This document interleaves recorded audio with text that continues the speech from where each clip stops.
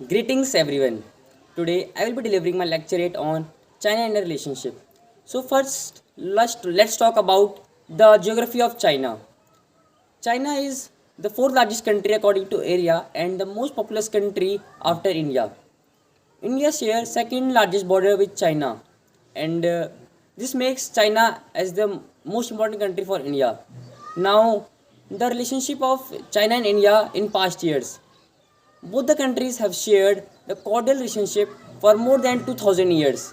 And the famous Silk Route not only provided the path for silk and trade but also spread and promoted the Buddhist religion from India to China.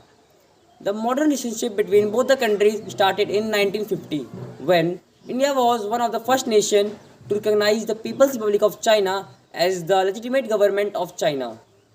But soon after it, the relationship were not good between both the countries as India gave shelter to the religious Buddhist leader the Dalai Lama and many of his followers when they were escaping from the People's Liberation Army and which led eventually to the 1962 Sino-India War.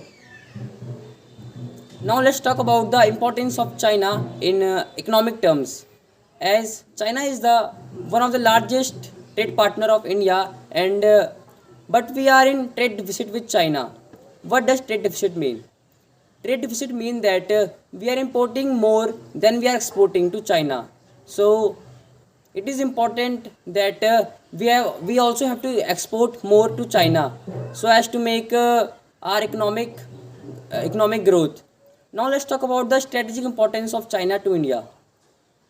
China is a direct military threat to India as we have many unresolved border conflicts. In 1993 and 1996, both the countries have demarcated the LAC line. Uh, but the interpretation of LAC is different for both the countries as it eventually led to the skirmish between both the countries every now and then. Now let's talk about the popular Chinese theory of string of pearls. String of pearls theory of China, in which it invests and it deploys army and commercial facilities in the countries in Indian Oceanic region. Now let's talk about the South China Sea conflict. South China Sea conflict is a clear-cut example of that China doesn't doesn't follow international rules and regulations and make its own rules and regulations to govern them.